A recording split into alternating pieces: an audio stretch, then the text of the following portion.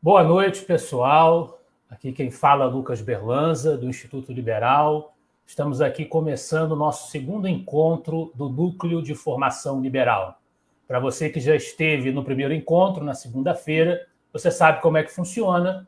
A ideia, que é uma iniciativa levantada numa parceria entre diferentes grupos e instituições. O Instituto Liberal é um.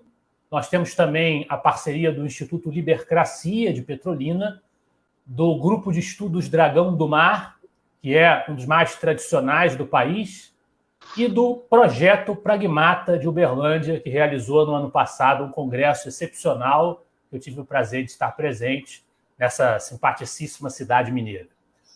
O esquema é o seguinte: nós temos sempre, todo mês, um autor, uma lista de textos selecionados do autor ou a respeito dele, que é o caso do nosso encontro de hoje. Cada encontro aborda um desses textos selecionados, ou uma pequena lista deles. Um relator apresenta a síntese do conteúdo do texto, depois abre-se para a participação da mesa virtual e também a participação do público. É preciso dar hoje um aviso para quem ficou esperando receber pelo e-mail, aqueles que fizeram a inscrição, ficaram esperando receber o questionário. A gente havia avisado que a cada encontro a gente enviaria um questionário que a pessoa preencheria, um questionário simples, e aí a pessoa receberia o certificado de participação, como se isso fosse um evento físico. A ideia é justamente que o NFL substitua os eventos físicos que a gente gosta tanto de fazer. Infelizmente, nós estamos impossibilitados graças à pandemia. Nós não enviamos porque nós decidimos que nós vamos mandar esse questionário, fica mais prático para nós, fica mais prático para vocês também. A gente vai mandar esse questionário sempre no final do mês, né? Aí engloba o conjunto dos encontros a respeito daquele mesmo autor. A gente já manda um questionário só, vale para os 3 encontros. Feitos os avisos, vou passar a palavra para a saudação inicial aqui dos meus companheiros que representam os institutos inicialmente. Em primeiro lugar, nosso amigo Denis Xavier, representando aí o Grupo Pragmata. Dá aí o teu alô para o público que está acompanhando com a gente. Olá, pessoal. Lucas, Oiana, que prazer. Pedro que esteve com a gente recentemente lá no Summer do Instituto Mises Brasil. Um baita prazer revê-los aqui. Fiz esse convite muito especial para a Ana Maria, porque exatamente a Ana Maria se tornou, na minha opinião, a maior autoridade no Brasil em termos de estudos liberais relacionados ao tema da educação. Então, a gente sempre aciona a Ana Maria o tempo inteiro para falar de homeschooling, soluções liberais para a educação, mas a Ana se tornou também uma colaboradora muito preciosa da coleção Breves Lições, que eu tenho a honra de coordenar pela LVM Editora, que divulga o pensamento de autores liberais, libertários, conservadores, a partir de uma abordagem algo mais didática, no entanto, conceitualmente, o mais possível precisa. A coleção tem sido um sucesso, e muito desse sucesso se deve à participação de autores como o Lucas Berlanza, que está aqui, e a Ana Maria Camargo.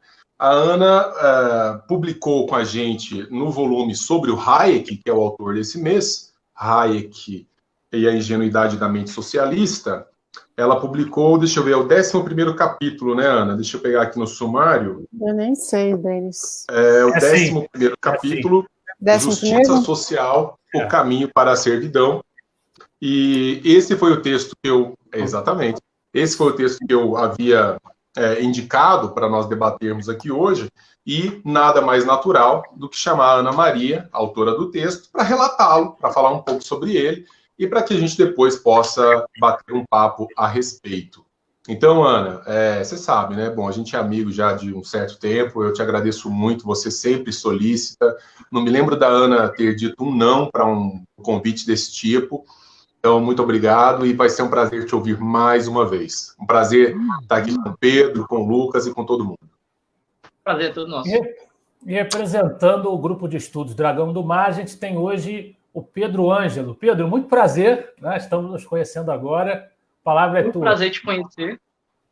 Muito prazer estar aqui entre grandes nomes, reencontrando o professor Denis e mantendo essa iniciativa para que o liberalismo não pare nesse momento onde nós estamos contidos dentro das nossas casas, mas as ideias não podem ficar contidas, não é mesmo? É um prazer representar, acima de tudo, o Grupo de Estudos Dragão do Mar como um dos grupos de estudos mais tradicionais do Brasil e que já nasceu com essa ideia de não deixar as ideias permanecerem contidas, de levar as ideias cada vez mais adiante, e hoje fazendo essa parceria aqui com outros grupos, outras instituições, que também tem um peso fundamental, que tem um peso excepcional nesse momento que nós estamos vivendo em toda a história do nosso país. Muito bem, a honra é nossa. Sem mais delongas, a gente agradece, eu reforço o agradecimento do professor Denis a Ana Maria, que nos dá o prazer de estar aqui para relatar o seu próprio texto, quem melhor do que ela para falar do que ela mesma escreveu.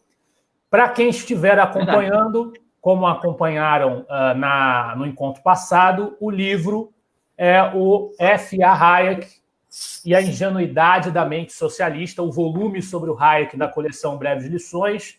A partir da página 255, a gente tem o texto da professora Ana Maria, Justiça Social, o caminho para a servidão. A partir de agora, eu dou aí aquela meia hora para a gente ouvir a explanação da professora. Fique à vontade. Mais uma vez, obrigado. A palavra é sua. Bom, primeiro eu quero agradecer o convite. Um prazer estar aqui participando com vocês. Obrigada, Denis, pelas palavras gentis. Muito prazer, Pedro Ângelo. Bom te ver, Lucas. Eu nunca tinha interagido pessoalmente, ainda que à distância com você, mas a gente contato no Facebook e é um prazer estar aqui participando. Bem, eu vou falar um pouco desse capítulo, eu tenho umas anotações aqui, se vocês me permitem, eu vou lendo, comentando. Se eu me passar no tempo, vocês me interrompam, ou se quiserem me interromper durante a minha fala também, eu não sei como é que funciona, se eu falo e depois vocês falam, enfim. Não, você vai direto. Tá, se eu me passar no tempo, vocês me avisam, tá bom? Então, deixa eu abrir aqui meu texto. Bem, o nome do capítulo, claramente, é uma alusão ao livro de Hayek, né, do Caminho para a Servidão, porque ao longo do texto dele, a gente vê que este é para ele, assim, que a justiça social representa, a demanda por justiça social representa uma grande ameaça à liberdade e a se seguir nesse caminho em busca da justiça social, a gente está seguindo o caminho para a servidão, né? O que ele quer dizer com isso? Uma sociedade livre, onde prevaleça a ordem de mercado, onde todos sejam iguais perante a lei, esse é o sistema que segundo Hayek, que se mostrou o mais capaz de trazer benefícios para todos, né, e ao mesmo tempo permitir que cada indivíduo busque a sua felicidade de maneira ética, né. Na verdade, a importância, a essencialidade da igualdade perante a lei é uma das coisas mais importantes no texto de Hayek. Esse meu capítulo se baseia principalmente no segundo volume do Law, Liberty e Law, Legislation and Liberty. É o segundo capítulo que ele chama a miragem da justiça social. E por que é uma miragem? Bom, eu vou chegar lá mais para frente, mas basicamente porque é uma coisa inatingível, né? A gente nunca vai ter essa justiça social no sentido em que as pessoas demandam de igualdade de riqueza material. O problema é o caminho que as pessoas trilham para chegar a ela, né? Porque não é uma miragem que simplesmente a gente não alcança e esse é o problema. Não, o problema é que, em busca dessa miragem, a gente sacrifica valores que mantêm viva essa sociedade a qual eu me referi, que é a sociedade em que as pessoas têm mais chance de conseguir benefícios para todos, né? Então, a igualdade perante a lei, para Hayek, é uma pré-condição para a manutenção desse sistema, né? E a busca pela justiça social põe em risco justamente essa igualdade perante a lei. Para você atingir, ou pelo menos tentar atingir essa miragem da justiça social, você precisa que as pessoas sejam tratadas de maneira diferente, né?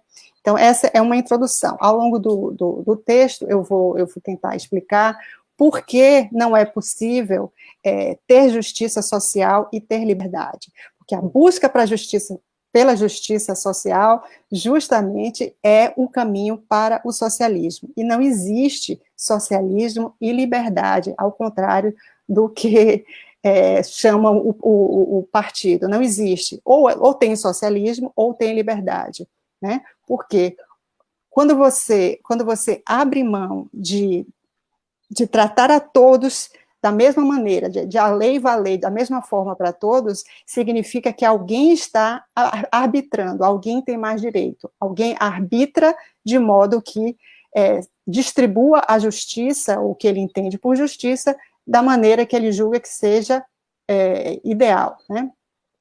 Bem, primeiramente, eu explico nesse capítulo que o termo justiça social, na verdade, é uma vacuidade, é uma vacuidade semântica. Não faz sentido você atribuir o termo justiça a um sistema que é impessoal, né? O que acontece? Hayek fala que é uma visão ingênua das pessoas, quando elas presenciam fatos recorrentes e que eles tentam entender aquele fato, ou pelo menos tentam achar um sentido para o que eles veem, essa recorrência de fatos, atribuindo um juízo personalista. Então, eles atribuem, as pessoas veem, por exemplo, que nesse sistema que Hayek chama de a sociedade livre ou ordem do mercado, uma grande sociedade também ele chama, eles veem que as pessoas observam que algumas pessoas que participam desse sistema, embora se esforcem, embora teoricamente elas mereçam, elas fracassam. E algumas pessoas não fracassam, algumas pessoas que às vezes não se esforçam tanto, ou por um golpe de sorte, elas têm sucesso. Então, as pessoas começam elas personificam, é uma antropomorfização de algo que, na verdade, não é impessoal, né? O sistema de mercado é um sistema impessoal. Mas, como o Hayek falou, essa busca por um sentido começa a atribuir a esse sistema uma responsabilidade, uma culpa. Só que a questão, assim, ser justo ou injusto é um atributo moral forçosamente relacionado a pessoas. Então, você não pode atribuir isso a um sistema impessoal. As pessoas é que começam a atribuir isso para elas conseguirem ver um sentido no que está acontecendo. É como se fosse um consolo para elas tentarem entender por que algumas pessoas falham ou não, porque alguém tem culpa, então eles ficam buscando, assim, quem é o culpado por aquela pessoa que nem se esforçou tanto e conseguir, e aquela que se esforçou não conseguir, né? Na verdade, a ordem de mercado é um sistema impessoal, espontâneo e autorregulado. Logo, ele não possui atributos morais. Não se pode, então, julgar os resultados desse sistema como justos ou injustos. É por isso que Hayek fala que isso é uma vacuidade semântica. Não faz nenhum sentido você dizer que o resultado do sistema de mercado é justo ou injusto, porque não é movido por uma pessoa, o resultado não é o resultado da vontade de uma pessoa especificamente. E ele, então, compara a ordem de mercado com o que ele chama de jogo da catalaxia, né? Ele fala que é análogo a um jogo onde os participantes, cada um entra e utiliza da melhor maneira possível as suas habilidades, a sua inteligência, a sua percepção, a sua sorte, né? E todos os participantes usam o melhor de si, mas ninguém sabe, ninguém tem conhecimento das circunstâncias dos outros participantes. Ninguém sabe exatamente quais passos as pessoas vão tomar. Então, não é possível prever qual será o resultado desse jogo, né? Porque não é possível para cada participante determinar o que cada um vai fazer. O que a gente sabe é que cada um vai tentar o melhor de si, né? E regularmente vai ter gente que vai vencer nesse jogo e outros que vão perder esse jogo, né? Ainda que a gente julgue que às vezes aquele que se esforçou mais, ele perca. Isso faz parte do jogo, e mais do que isso, além de fazer parte do jogo, ele é importante, como eu vou dizer mais para frente, ele é necessário, esses fracassos são necessários para a manutenção da ordem do mercado, né? E o que pode efetivamente ser considerado justo ou injusto, como eu falei, não é o resultado, porque o resultado não é algo que se possa prever, não se pode, não há nada que cada participante individualmente possa fazer que determine um padrão de resultados, porque ele pode fazer a parte dele, mas ele não sabe, ele não tem conhecimento das circunstâncias das outras pessoas, então, ou do azar ou da sorte que cada um vai ter, então ele não tem como estabelecer um padrão, qualquer pessoa individualmente, ele não tem culpa do resultado, né? Eu estou enfatizando isso para esclarecer que não se pode dizer que um resultado é justo ou injusto. O que é justo ou injusto é o modo como cada pessoa participa desse jogo, ou dessa ordem de mercado, do jogo da catalaxia. Hayek fala da conduta justa, né? Que se dá quando cada participante atua sem fraude, sem violência, sem monopólio. Então, ele atua dando o melhor de si, mas cumprindo essas regras básicas, né? E para todos eles, a lei tem que ser a mesma. Todos devem seguir essas mesmas regras e, ainda que todos sigam essas mesmas regras, todos atuem, usem da conduta justa, ainda assim, alguns vão perder, alguns vão ganhar, certo? Então, repetindo, a conduta é justa ou injusta, mas o resultado, como não é previsível, não é manipulável, não é justo nem injusto. Então, não se pode falar em justiça do resultado, né? Bem.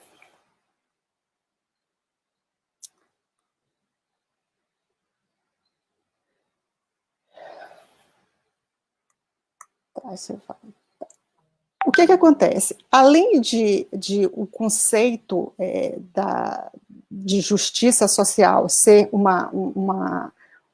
enquanto resultado obtido, enquanto recompensa pelo esforço empreendido, é uma coisa que não faz nenhum sentido, como eu falei, né? Mas, normalmente, o que as pessoas querem dizer com justiça social, eles se referem à igualdade igualdade material, igualdade de resultados mesmo, é isso que eles falam.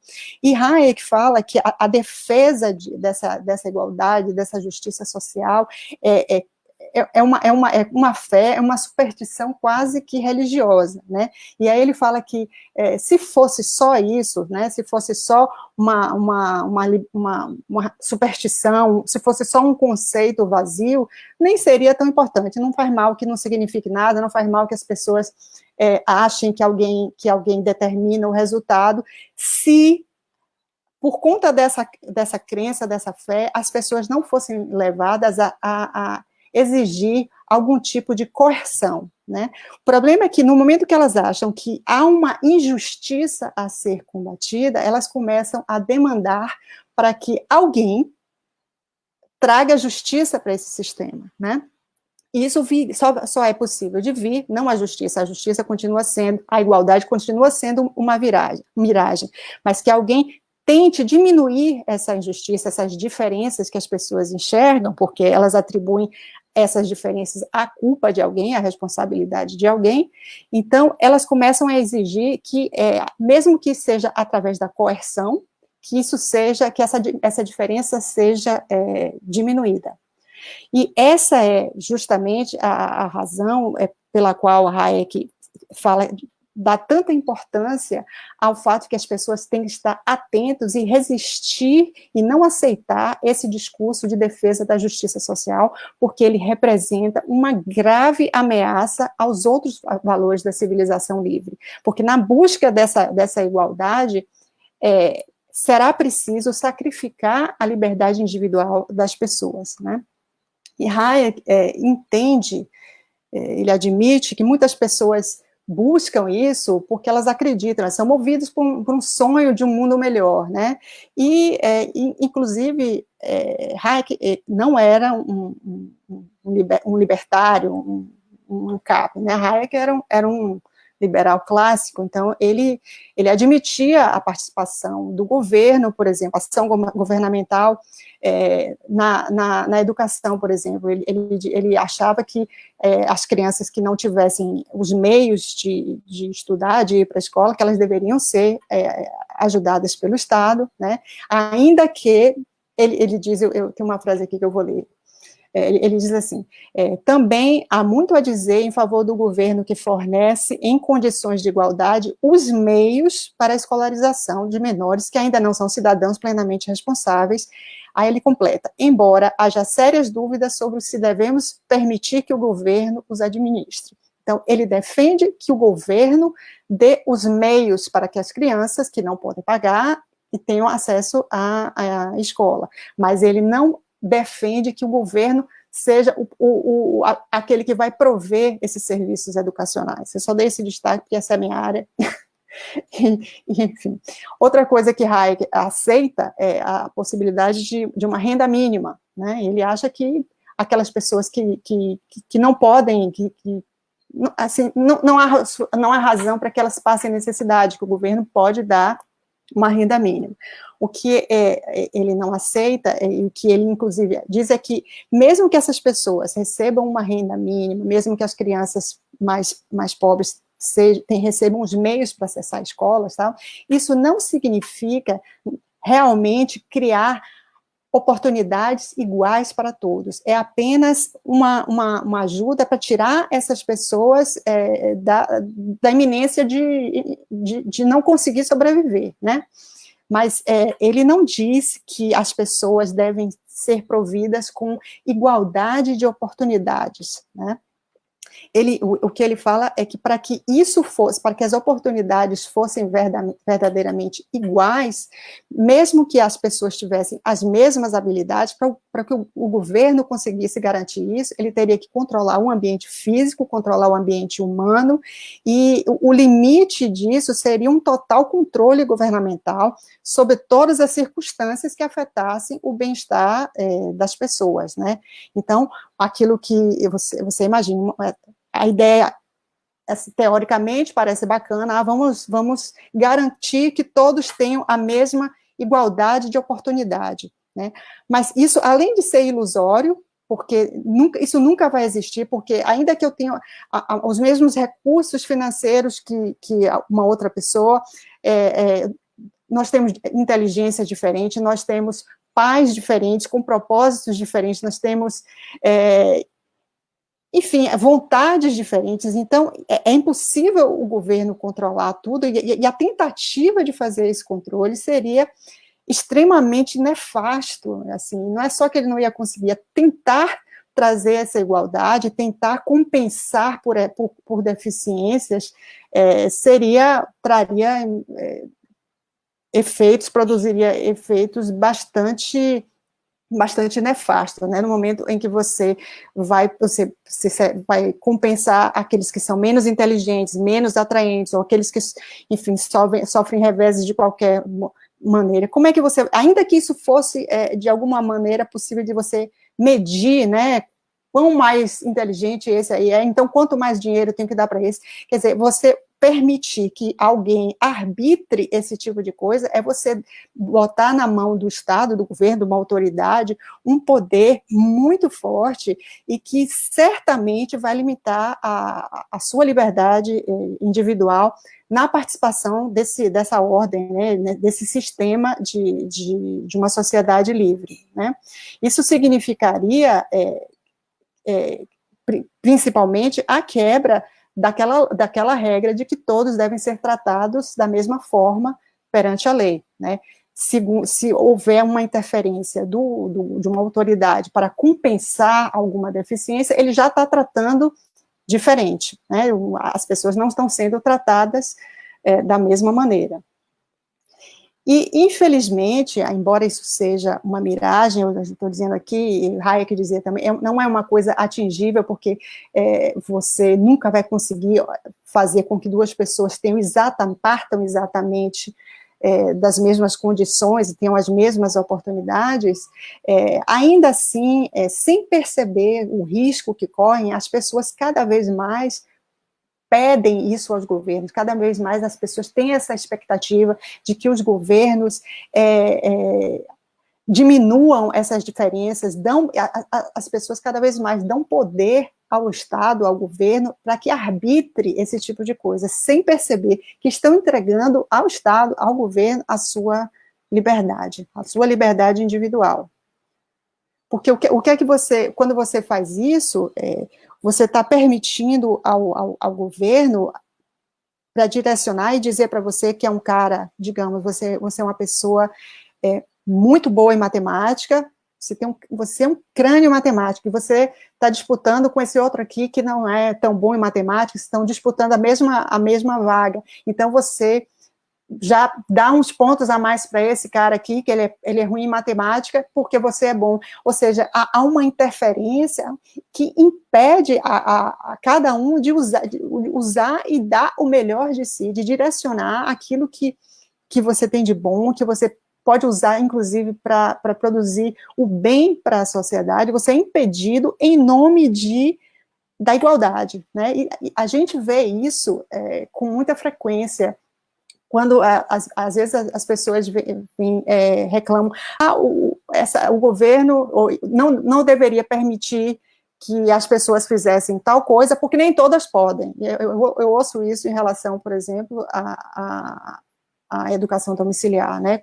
Então, às vezes, as pessoas percebem as vantagens da educação domiciliar, porque os pais permitem, aqueles que podem, permitem, por exemplo, que os filhos dediquem tempo aos assuntos que lhes interessam e desenvolvam talentos que eles têm, que são natos, e os pais, mas aí para isso, normalmente, ou o pai ou a mãe tem que ficar em casa. Então, eu ouço o argumento assim, mas isso não é justo, porque nem todo mundo tem os pais que um pode não trabalhar, então o governo devia proibir.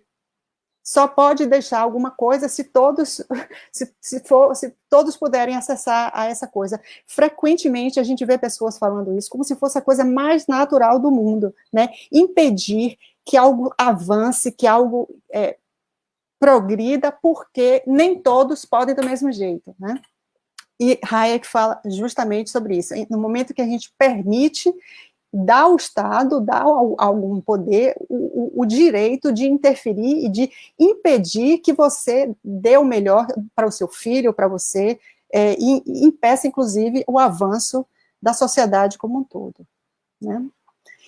E aí ele fala que a principal diferença entre a ordem da sociedade livre, liberal, e essa que é a do liberalismo clássico, e essa que nós estamos vivendo, desde a época dele, ele escreveu esse livro em 78, é que antes, aquela primeira ordem, a ordem realmente liberal, exigia a conduta justa dos indivíduos, e esta outra, essa que as pessoas vêm buscando, é uma ordem, é um sistema em que a justiça é delegada à autoridade. Então, as pessoas esperam, cada vez mais, que uma autoridade estabeleça a justiça, né?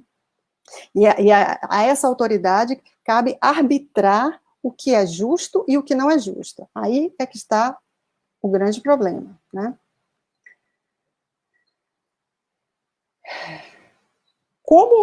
Na verdade, o que acontece?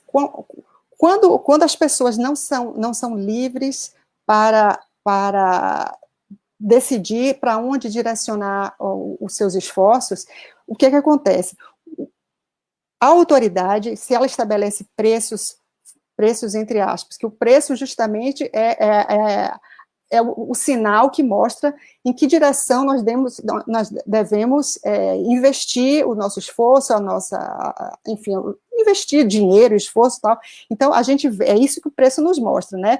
Quando o preço está baixo, a gente vê que ali não é uma boa direção da gente dedicar esforços.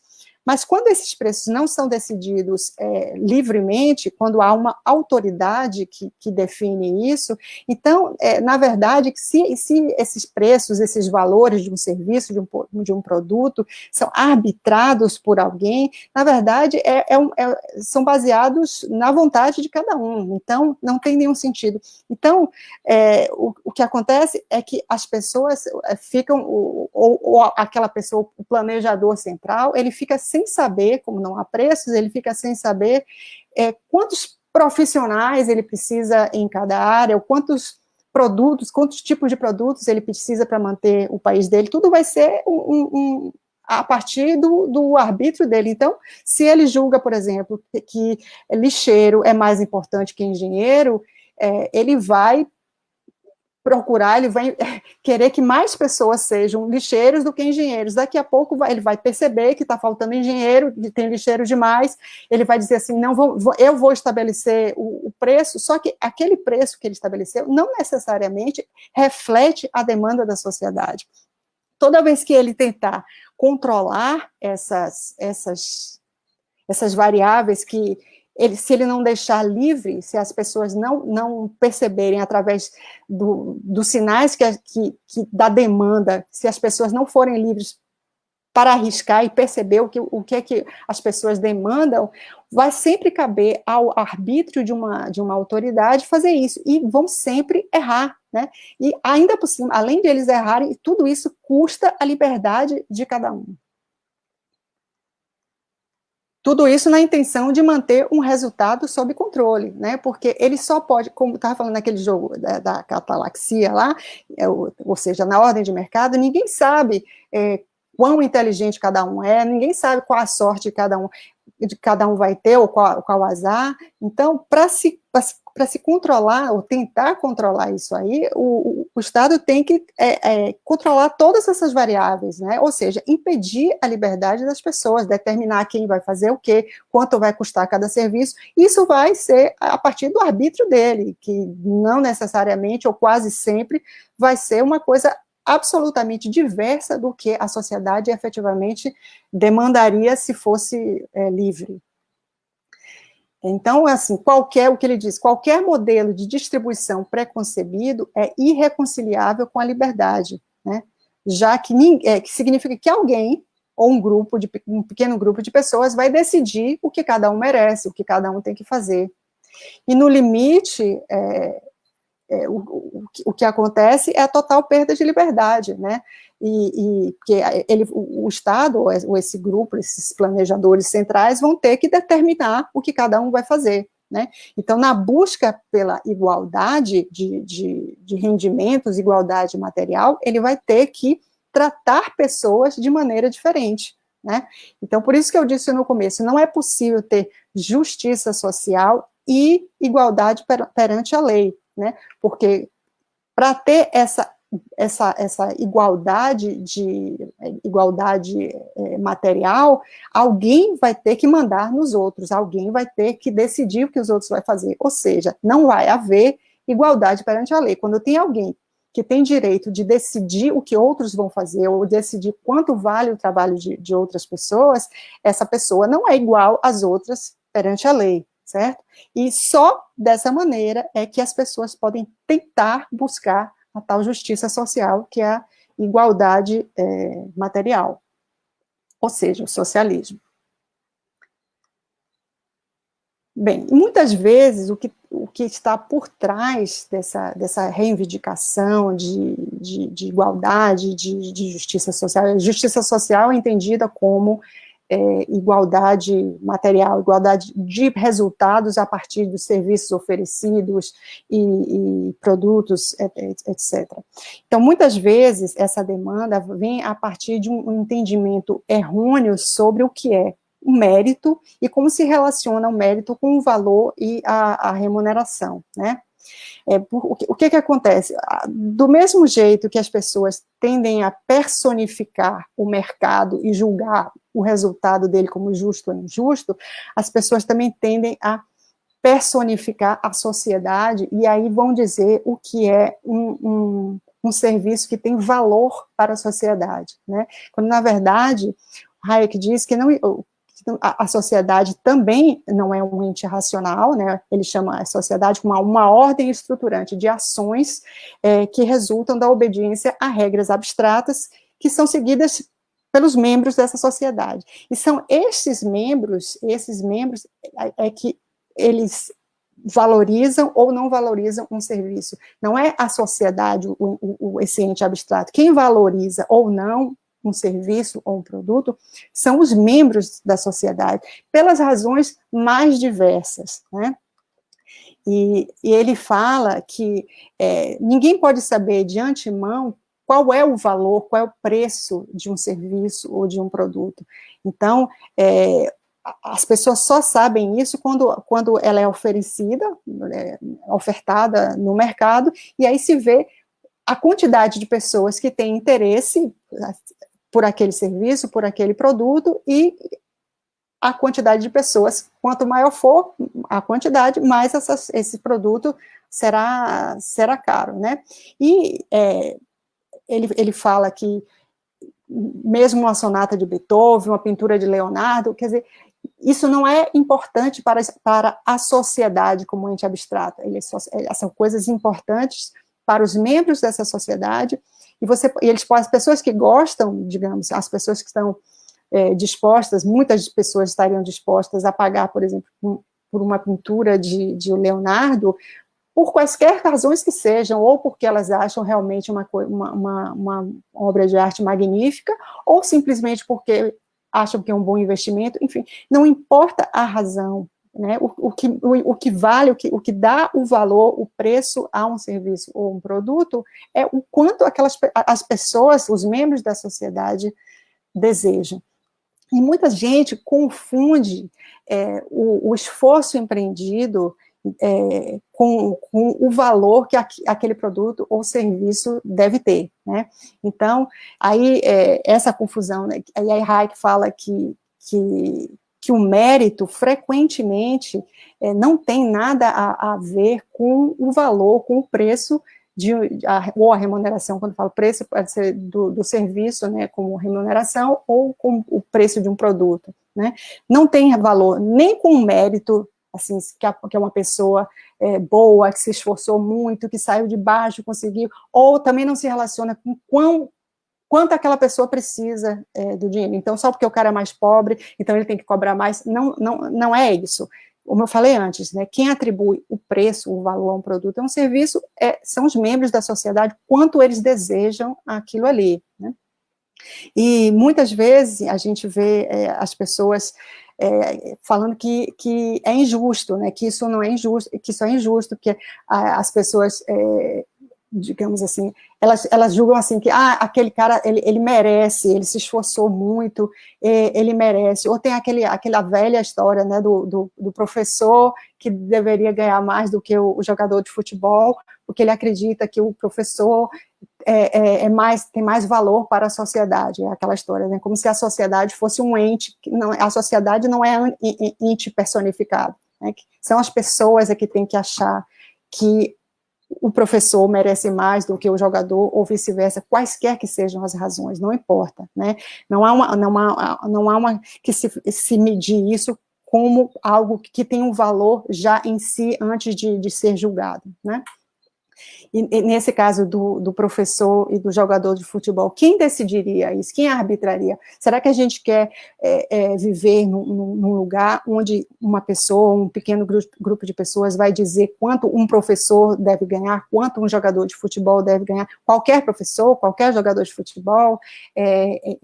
E aí, se ele decide sobre essas duas profissões, ele também vai poder decidir sobre outras profissões, e se ele decide que tal profissão é super importante, ele vai decidir que vai ter que ter mais gente. Não, eu não gosto de jogador de futebol, então eu quero só que vai ter um time só de futebol, o resto tudo vai ser professor. Enfim, eu estou falando no limite, mas é porque Hayek, quando escreve, ele sempre escreve visando, a gente vai avançando no texto dele, no capítulo, ele começa, parece uma coisa assim, sem importância, não, isso é besteira, não, isso é besteira. Aí ele vai falando assim, mas se isso acontecer, tem isso, mas se isso acontecer, tem isso. É quando você já está isso eu achei muito forte no Caminho da Servidão, que no começo a gente tem a impressão que ele está se preocupando à toa, isso é besteira. Mas cada vez que ele vai avançando no raciocínio dele, e a gente vai vendo como esse caminho é grave e como esse caminho realmente leva ao socialismo, à servidão, né? Então, essa questão do professor, do jogador de futebol, de permitir que alguém, que uma autoridade arbitre sobre o valor, sobre a função de cada um, isso é muito grave, isso é abrir espaço para destruir um ambiente sem o qual a sociedade livre não prospera. Então, é um risco, de fato, muito grande. E em relação a mérito, que é outra coisa interessante, que a gente fala muito de meritocracia, que a gente tem que premiar a meritocracia, é um lugar comum, tem que premiar a meritocracia, e, na verdade, isso é o oposto do que Hayek fala, né? O mérito, enquanto esforço empreendido, para Hayek, na verdade, quanto menor, melhor. Eu vou ler uma frase aqui dele para ilustrar isso, né? Ele diz assim, não, peraí, não é essa não. Aqui, achei. Ele diz assim, o que ocorre, evidentemente, é que nós não pretendemos que as pessoas conquistem o máximo de mérito, mas o máximo de utilidade com o mínimo de esforço e sacrifício, e, portanto, o mínimo de mérito, né? Então, o que ele busca, o que ele acha, o que os membros da sociedade valorizam, não é mérito, eles valorizam o resultado. Então, quanto menos esforço empreendido para obter aquele resultado positivo, que é o que os membros da sociedade querem, melhor. Então, a gente tem eu digo a gente, assim, liberal, tem que ter cuidado, porque às vezes a gente também alimenta essa ideia de que, tem que valorizar, não estou dizendo que quem se esforça não deve ser valorizado, porque a gente não pode alimentar a ideia de que se esforçou, merece alguma coisa. Não necessariamente. Inclusive, Hayek fala sobre isso, sobre o dilema, né? O dilema é o seguinte, quanto os jovens devem ser, como é que a gente deve passar essa informação para os mais jovens, né? Porque, por um lado, para que esse sistema, para que essa ordem de mercado, essa sociedade livre prospere, quanto mais as pessoas se esforçarem, mais se dedicarem, mais derem o melhor de si, melhor, mais chance para todo mundo. Por outro lado, a gente não pode deixar de sinalizar que vai haver perdedores que não mereciam e vai haver ganhadores que não mereciam. Há fracassos, os fracassos vão ocorrer, ainda que aos olhos das pessoas não seja merecido. Há vitórias, há sucesso que a gente olha, o cara não fez o menor esforço, caiu ali do céu para ele. Isso vai acontecer. Então, o dilema é justamente quão preciso a gente deve ser ao ensinar os jovens para estarem tão dispostos a dar o melhor de si, mas, ao mesmo tempo, saber que os fracassos vão acontecer e eles precisam entender que isso não é injustiça, né? Que isso não é o fato de ser imerecido, porque ele se esforçou muito, porque ele teve a conduta justa, porque ele não fraudou, nada disso garante que ele vai conseguir sucesso.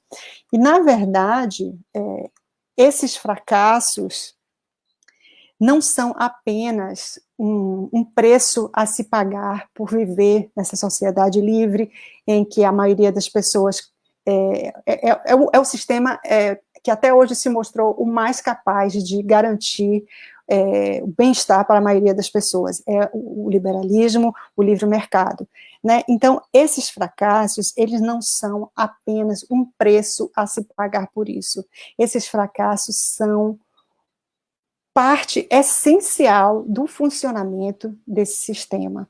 É graças a esses fracassos que os outros participantes do mercado, os outros participantes do jogo da catalaxia, são capazes de direcionar esforços e recursos para onde é preciso.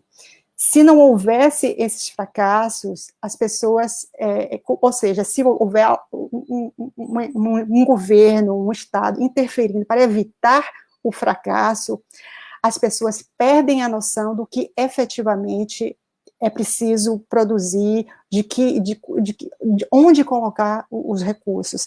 Então, os fracassos são, a gente sente, a gente se compadece, qualquer pessoa se compadece, né? Mas tentar impedir que isso aconteça é impedir que outros consigam levar à frente e manter o sistema funcionando.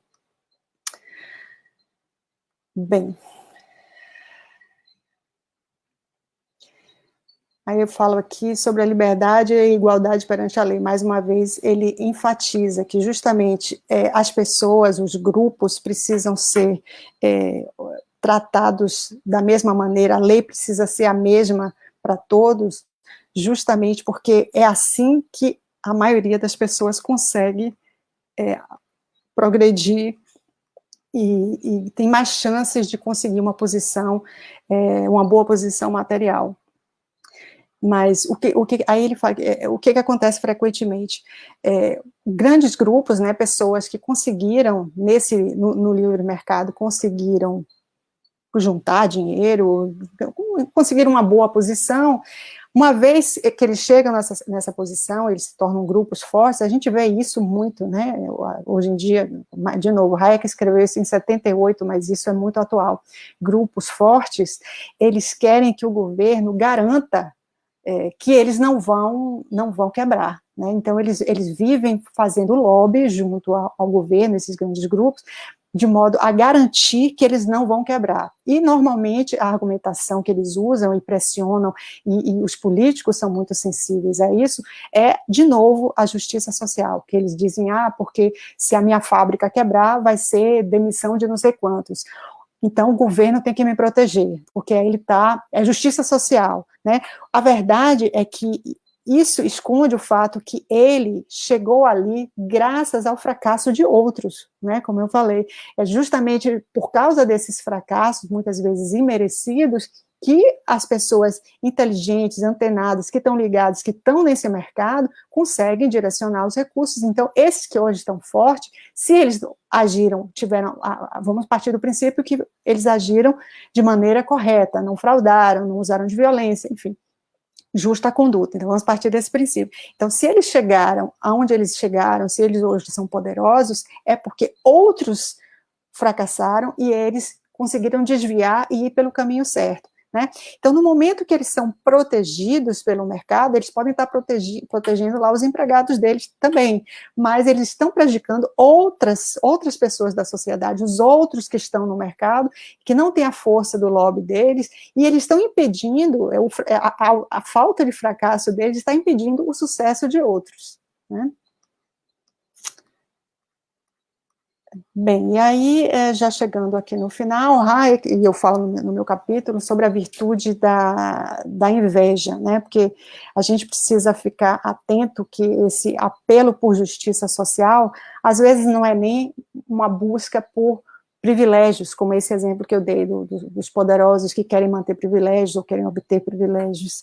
Muitas vezes é inveja mesmo, né, então são pessoas que por não terem aquele nível de riqueza material que eles veem em outras pessoas, eles dizem que em nome da justiça social isso deveria ser, eles deveriam dividir a riqueza deles, taxas fortunas, tal. Muitas vezes essas pessoas são movidas por inveja, e Hayek fala isso bastante bem. Para concluir, bom, vou concluir mais uma vez lendo um trecho dele, para ilustrar o verdadeiro horror que Hayek tinha a ideia de justiça social, porque ele via como uma clara ameaça à liberdade e, assim, para ele não havia dúvidas que a se seguir por esse caminho da busca pela justiça social, o lugar que a gente chegaria não seria um lugar nem justo, nem bom, nem igual para todos, seria a servidão, o socialismo. Então, vou ler aqui o último parágrafo. Como resultado de longos esforços para rastrear o efeito destrutivo que a demanda por justiça social teve sobre nossa sensibilidade moral, e de repetidamente encontrar até mesmo pensadores eminentes que usam a expressão justiça social sem pensar, eu posso ter me tornado indevidamente alérgico a ela. Ele era super modesto, né? Hayek, ele sempre assim, a maneira, quando ele se refere, eu estou fazendo um parênteses, quando ele se refere aos detratores dele, das ideias dele, ele é super elegante, extremamente elegante. Então, ele fala aqui que ele se tornou indevidamente alérgico. Ele não é indevido, é bastante devido, e ele passou muitas páginas dizendo por quê. Então, ele não é indevidamente alérgico, ele tem todas as razões para ser. Aí ele conclui: mas eu cheguei à firme conclusão que o maior serviço que ainda posso prestar aos meus semelhantes seria que eu pudesse fazer com que os oradores e escritores, dentre eles, se envergonhassem de empregar o termo justiça social, novamente. Pronto, aqui eu termino a minha relatoria. Não sei quanto tempo eu falei. Foi um pouquinho mais de 30 minutos, mas muito bem aproveitados. Que bom. Eu perdi a noção do tempo, porque eu estava com o texto aberto na minha frente, perdi a noção do tempo. Me ouviram bem? Muito bom, Ana, muito bom. Excelente. Muito obrigado pela relatoria, que vai muito... que casa muito com o propósito desse núcleo, que é exatamente o de limpar conceitos desses autores, né, de evocar as ideias centrais desses autores de acordo com o pensamento deles, para além de qualquer nuance interpretativa, exegética. Então, foi muito, muito legal, muito bem apresentado, como, aliás, já era esperado vindo de você. Obrigado, viu, Ana? Obrigada a vocês. Parabéns. Bom, eu queria também congratular o professor Denis. Muito bem as ideias, ficou tudo muito claro.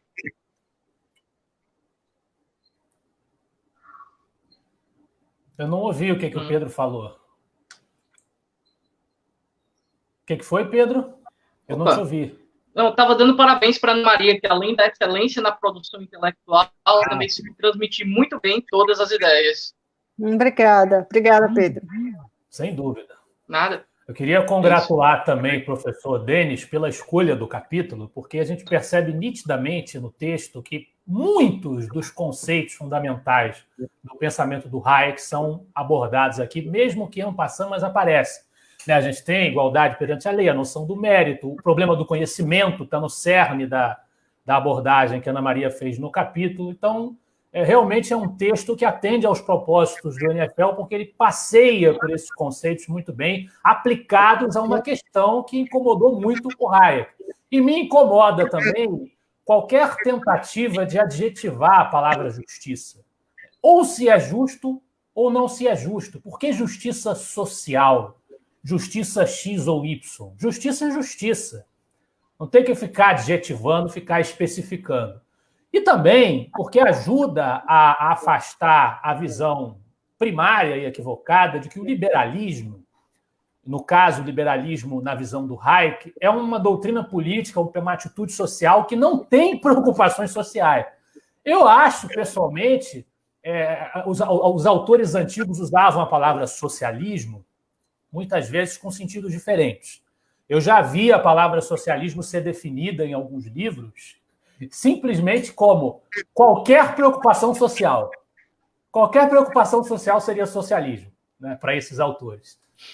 Eu acho que não tem texto mais socialista, se o sentido for esse, do que o texto que a Ana Maria escreveu e o pensamento do Hayek, porque tudo o que ele está defendendo aqui é o que, na média, vai prejudicar menos e beneficiar menos a sociedade. Ocorre que este prejuízo e este benefício é avaliado reduzindo a sociedade aos indivíduos, que são, na prática, aqueles que vão, de fato, decidir, que vão, de fato, impactar, que vão, de fato, constituir essa sociedade, e não, como ela bem disse, um ente coletivo, um ente abstrato. A escolha do texto me lembrou imediatamente um livro, trazendo aí para o meu terreno favorito, que são os liberais brasileiros, me lembrou imediatamente um livro do professor Biratã Borges de Macedo, que é o professor do Catarino, do Alex Catarino, nosso amigo, falecido professor dele, que é justamente liberalismo e justiça social, em que o Biratã chega às mesmas conclusões que o Hayek chegou. Um ponto que a professora abordou no capítulo e abordou na explanação, e que dialoga com o nosso encontro anterior, o encontro de segunda-feira, que nós mencionamos aqui, é essa aceitação do Hayek de alguma presença, alguma participação do Estado na proteção dos mais vulneráveis, no auxílio aos mais vulneráveis, ou, na mesma linha, no auxílio àqueles que precisam ter acesso ao ensino, ter acesso à escola, não tem recurso para isso. Como que isso, dentro do pensamento dele, não é justificado à luz da ideia errônea de uma justiça social, né? É justificado à luz do fato de que, novamente, para a média da sociedade é interessante que não haja a miséria, que não haja a situação extrema de penúria. E o Donald Stuart Jr., que era um hayekiano, fundador do Instituto Liberal, aborda também o interesse que a sociedade em geral teria, que os indivíduos em geral teriam, em que a competitividade e, portanto, a ampliação de possibilidades de novas ideias, né, de novas criações, se amplificasse, o que é potencializado pela presença, pelo ingresso da maior parte de pessoas possível, maior parcela de pessoas possível em condições mínimas de subsistência. Uma coisa que eu queria jogar para vocês, pode ser qualquer um, para a gente debater aqui, como é que essa visão do Hayek ela vai brigar ou ela vai dialogar com a visão de alguns liberais, ditos liberais sociais, que a gente tem aí na tradição do pensamento liberal, uma turma que caminhou um pouco mais para a esquerda, que defendem essa visão de igualdade de oportunidades. Né? Eles acham que isso é aceitável, que isso é válido. Que medida dá para colocar o Hayek em conversa com essa gente ou em contraste com essa gente? É a provocação que eu lançaria nesse momento do debate.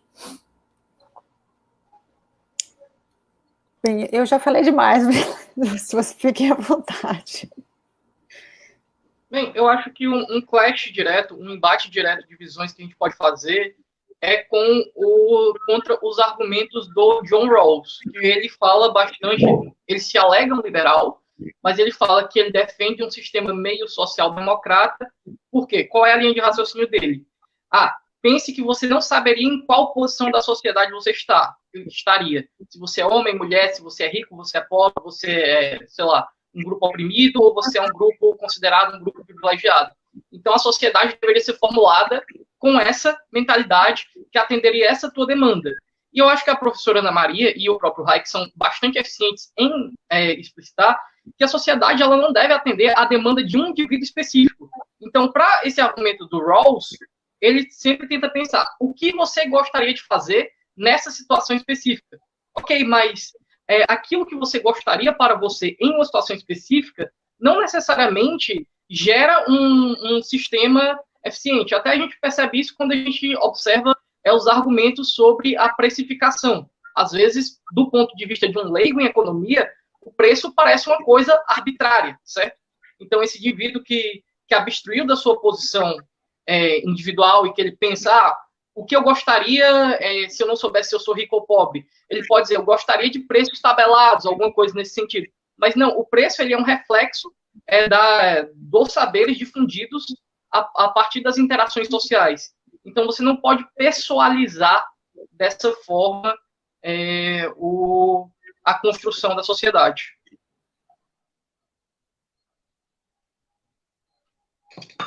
Eu gostei muito da fala da Ana Maria, quando ela coloca o erro, o fracasso, como elemento de ajuste de curso numa sociedade livre. De fato, a gente tem muita dificuldade em aceitar isso, né? Assim, soa estranho, dói no coração, né? Existe uma dimensão aí humana, e isso nos afeta em termos sentimentais. Ele admite isso, ele entende perfeitamente isso. Assim, eu acho que esse reconhecimento de que... e isso, na verdade, toda a construção do argumento da esquerda, toda a construção do argumento coletivista está ancorada exatamente nessa dimensão, vamos dizer, mais humanizada, mas humanizada no sentido vulgar, quer dizer, de equalização de todos os humanos, de equalização de todas as oportunidades, e às vezes a gente tem que reconhecer pragmaticamente que essas condições, elas não são niveláveis em termos artificiais. Em última instância, se o fossem, quer dizer, os resultados derivados daí são muito mais prejudiciais do que aquelas diferenças originárias existentes entre nós, seja por condição de nascimento, seja por origem geográfica e assim por diante. Ou seja, ao tentar corrigir de maneira forçada, né, de maneira artificial, uma condição de nascimento, uma condição nata, não propiciando a liberdade para o indivíduo galgar novas posições, mas forçá-lo, né, jogá-lo artificialmente para uma outra condição, você cria o colapso de todo o sistema, sacrificando, no fim, todos nós, quer dizer, jogando todos para o andar de baixo. É claro que isso é difícil, isso de novo, entra no aspecto sentimental, só que sentimentos não entregam resultados.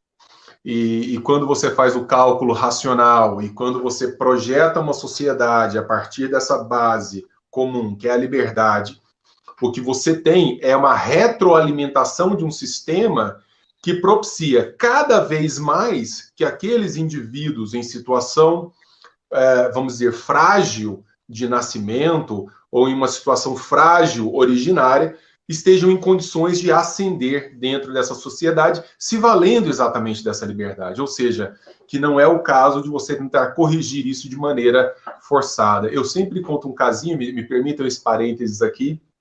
Uma vez eu estava num congresso e tinha uma professora que era diretora de um hospital como fala isso, de recém-nascidos, era uma UTI neonatal. Ela era diretora de uma UTI neonatal.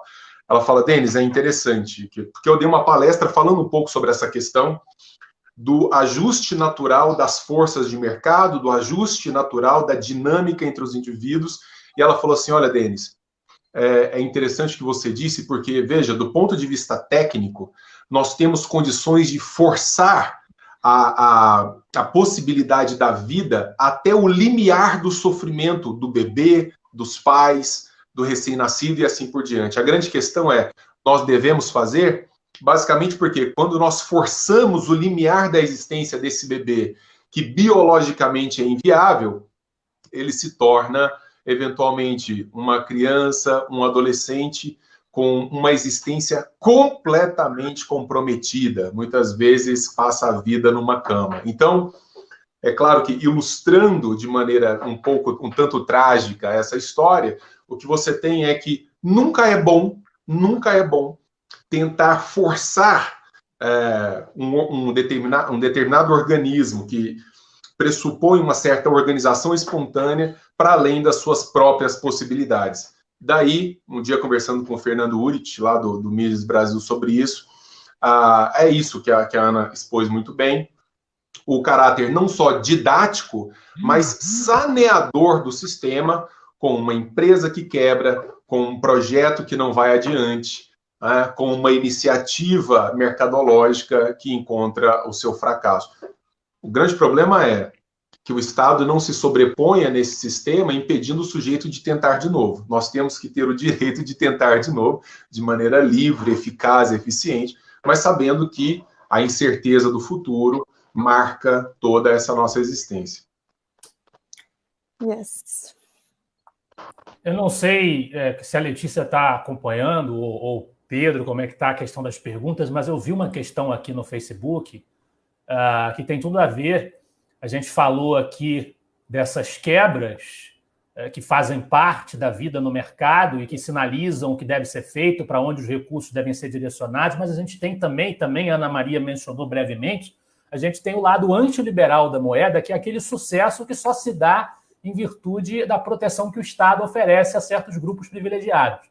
Então tem aqui... São os famosos campeões nacionais, né, Lucas? São os campeões nacionais. Ike Batista que o diga, né? Filosofia desenvolvimentista que marcou muito a orientação econômica brasileira em várias fases da nossa história, inclusive recentemente. A gente tem uma pergunta aqui do Guilherme Milanes, que é uma pessoa que acompanha muito o IEL, eu já reconheço até quando vejo. Ele diz aqui, cartéis e monopólios comprometendo a livre concorrência, poderia ser considerado isso como uma conduta injusta? Né? Sim, sim.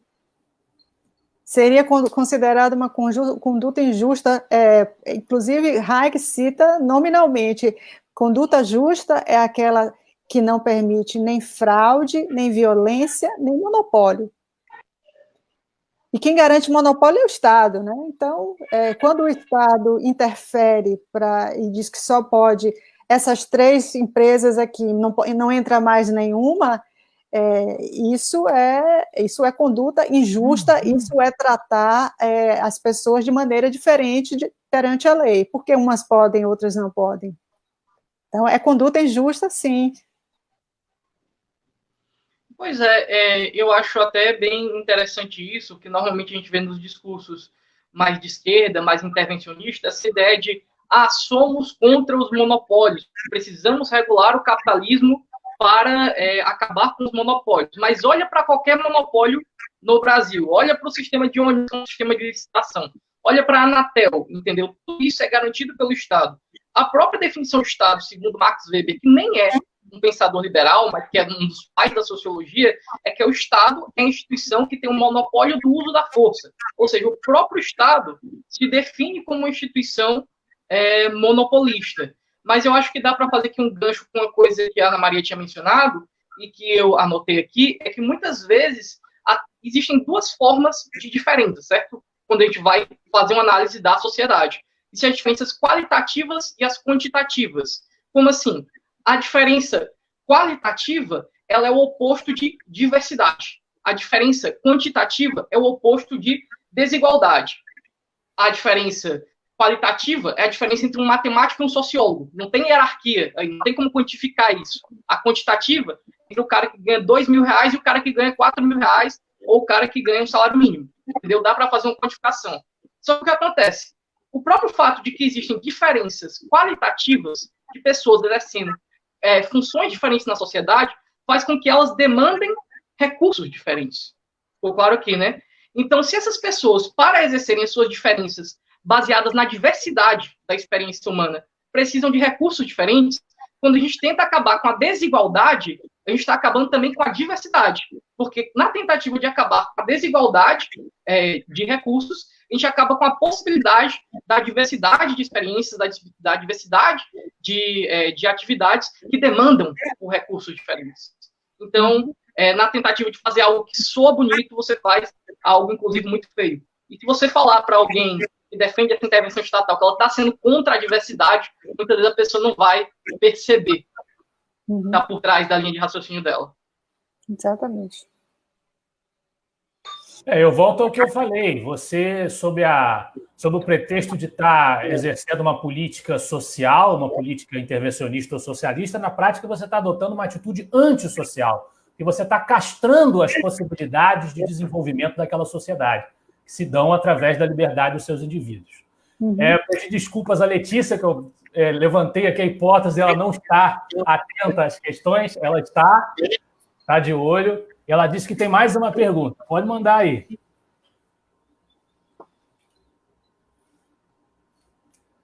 Lacerda, essa é para mim. Essa é para você. Lacerda teria uma opinião mais semelhante à de Hayek ou seria mais favorável a uma política de maior administração estatal direta no âmbito da educação? Professor Lucas. Professor aqui é o Denis. Ana Maria, eu não sou professor de nada, mas o Lacerda ele era influenciado pelo ordoliberalismo, pela economia social de mercado. No entanto, na prática dele como governador da Guanabara, ele entendeu ser necessário criar escolas. Ele fundou e abriu escolas. Então, ele administrou de forma estatal direta o ensino. Ele não aplicou o que o Hayek está dizendo aí, quando o Hayek levanta que seria preferível que o governo não administrasse diretamente o ensino. O Lacerda, na época, nos anos 60, ele adotou uma política estatal de ensino. Ele não fez simplesmente o que o Milton Friedman chamaria do voucher, né? Concedeu o ticket para o estudante ingressar à escola que preferisse. Não, ele administrou, ele criou, abriu escolas. O que se pode dizer a respeito dele é que as obras feitas no governo Lacerda, nenhuma delas não se pode apontar uma só que seja que possa ser considerada o famoso elefante branco, né? Aquilo que foi faraônico só para aparecer. Todas elas tinham alguma utilidade, mas ele não agiu da forma como Hayek recomenda no Caminho da Servidão. Não é o Caminho da Servidão, é o... Qual é o livro? Law, Legislation and Liberty. Isso. O Lacerda, na época, não adotou essa linha. Aliás, Lacerda, até onde eu sei, nunca leu Hayek, né? Ele nunca leu... Ele não tinha muita proximidade com a escola austríaca de economia, a não ser indiretamente através dos ordoliberais, que alguns deles foram pupilos do Mises, como é o caso do William Röpke, né, que estudou com o Mises, foi aluno da escola austríaca e não tinha contato direto com essa linha de pensamento. Mais pergunta?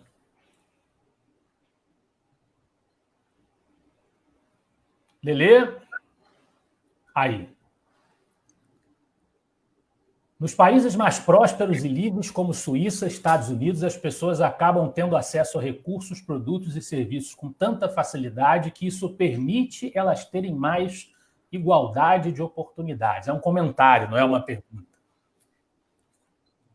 Sim, sim. Mas isso tem preço, né? Todas essas oportunidades aí têm preço, elas pagam impostos altos por essas oportunidades, e assim, no livro Caminho da Servidão, justamente, ele se dedica acho que ele dedica um ou mais capítulos sobre as social-democracias, né? E ele acredita que, no limite, ao longo do tempo, o destino das social-democracias é o socialismo mesmo, porque chega um ponto que não se sustenta. Que é o que nós estamos vendo lá no norte da Europa, né? Nesses países que se sustentaram por bastante tempo, e ainda hoje em alguma medida, com essa democracia social, com essa social-democracia. Fato é, no entanto, que nós brasileiros somos muito bons para nos inspirarmos naquilo que já funciona bem, pelo menos por um determinado período, mas não pensamos no pedágio que há de se pagar antes. Como chegaram lá, né?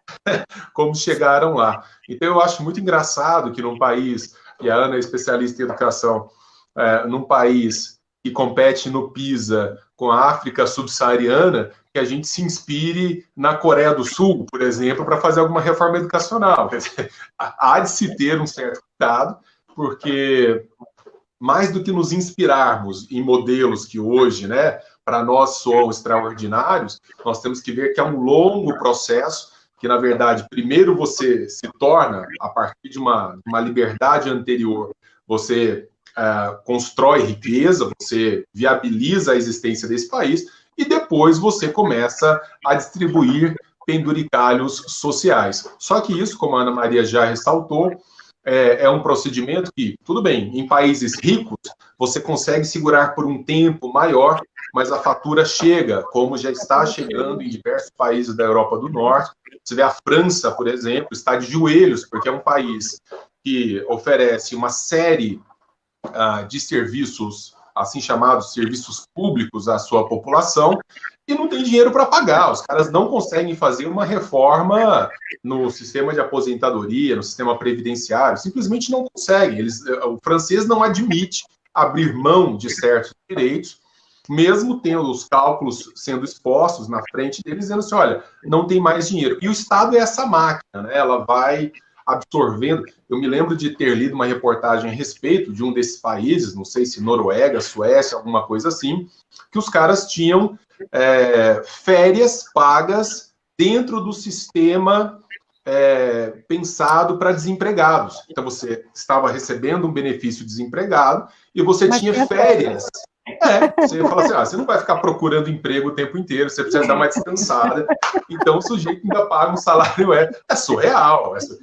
A máquina não dá conta, né? Então, a conta começa a chegar e as reformas de natureza liberal começam novamente a se apresentar como alternativa.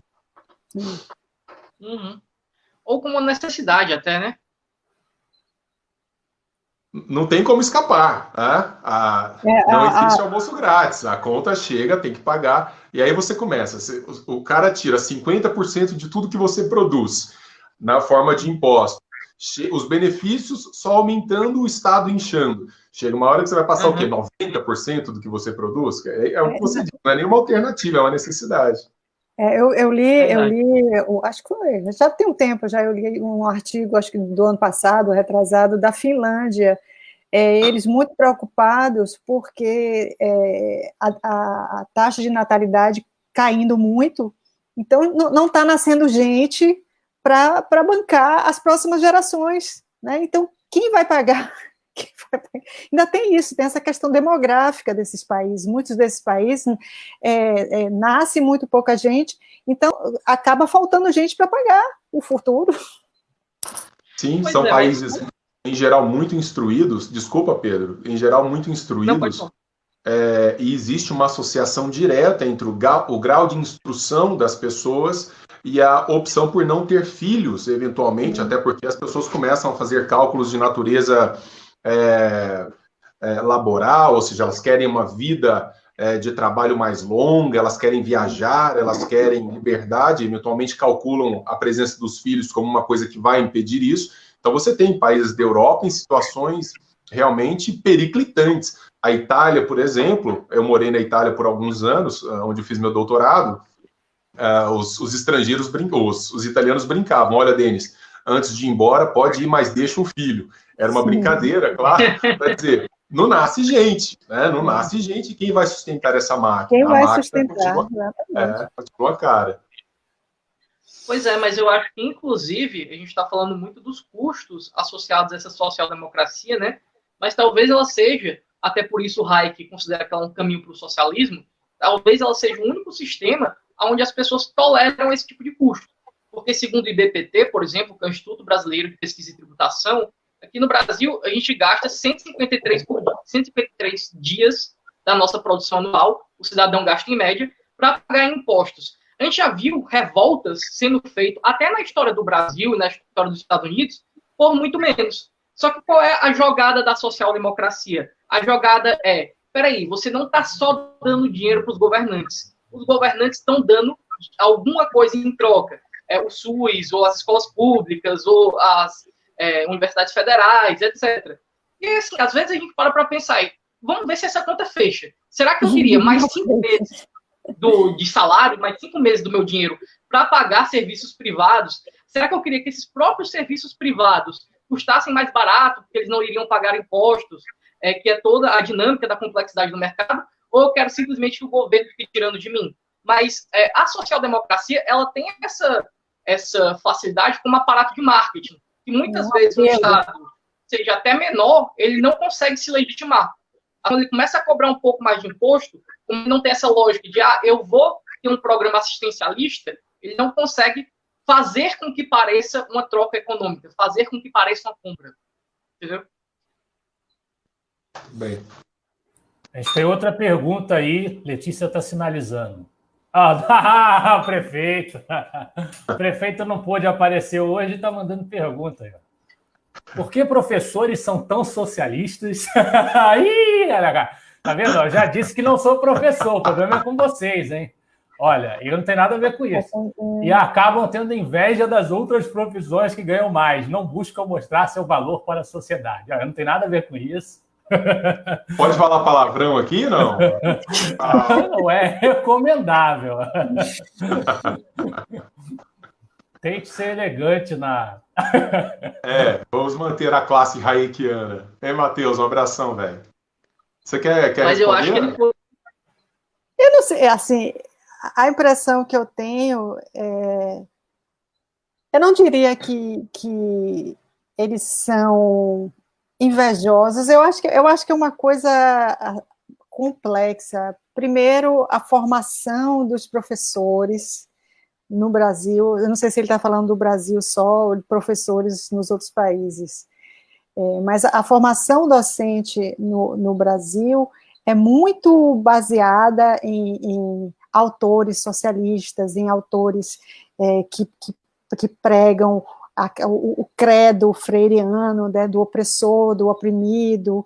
Então, eu acho que muito desse sentimento de professor como alguém oprimido, cujo valor não é reconhecido, é alimentado